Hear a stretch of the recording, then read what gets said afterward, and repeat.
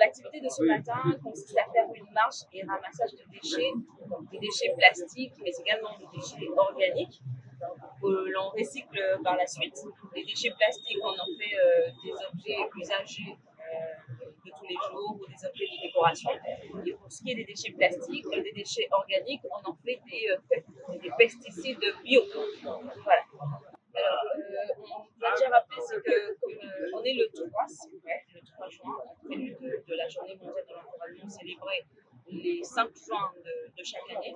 Mais aujourd'hui, c'est quand même une journée assez spéciale parce que c'est le premier samedi du mois et conformément à une autre circulaire qui existe au Congo depuis le 6 octobre 2018, qui stipule que le premier samedi du mois en matinée, tout le monde devrait se mettre à l'opération silence.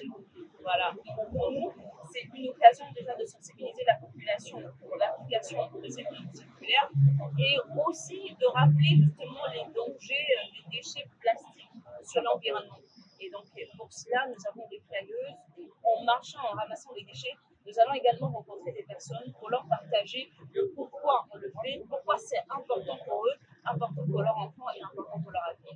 Nous aurions aimé que les déchets puissent être revendus, ce qui voudrait dire qu'il y a un vrai système circulaire économique avec les déchets. C'est vraiment voulu. Et on espère qu'un jour on en arriverait là, à se dire qu'on a ramassé les déchets et qu'on les a vendus. Mais là, on ne va pas les vendre. Par contre, on va les recycler. Pour les déchets plastiques, des bouteilles, des fils qu'on rencontrera, on va les transformer en faisant des objets comme on l'a dit de décoration, des sacs et beaucoup d'autres choses. Et pour ce qui est des déchets organiques, nous allons faire des pesticides bio, des engrais chimiques pour l'agriculture. Et d'ailleurs, on va vous inviter à venir découvrir ce qu'on fera de ces déchets-là lors d'une exposition que nous allons ouvrir ici à l'Institut français du Congo du 6 au 7.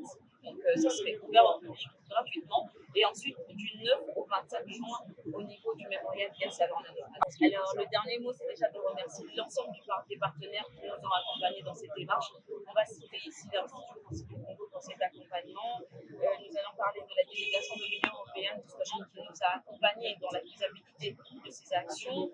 Nous allons parler de la Banque mondiale qui, depuis un moment, essaie de regarder de manière un peu plus particulière l'ensemble de la démarche scientifique que nous sommes en train de faire. D'ailleurs, on aura une table ronde assez intéressante et inédite le mercredi 7 juin à 15h. On a invité des personnes. Et enfin, l'ensemble des associations sœurs qui nous ont rejoints pour cette démarche. On parle ici de Foyer Environnement, de la jeunesse positive, de l'association Tonga, du village écologique et de tous les acteurs des jeunes comme Makoki Picture qui accompagnent nos initiatives.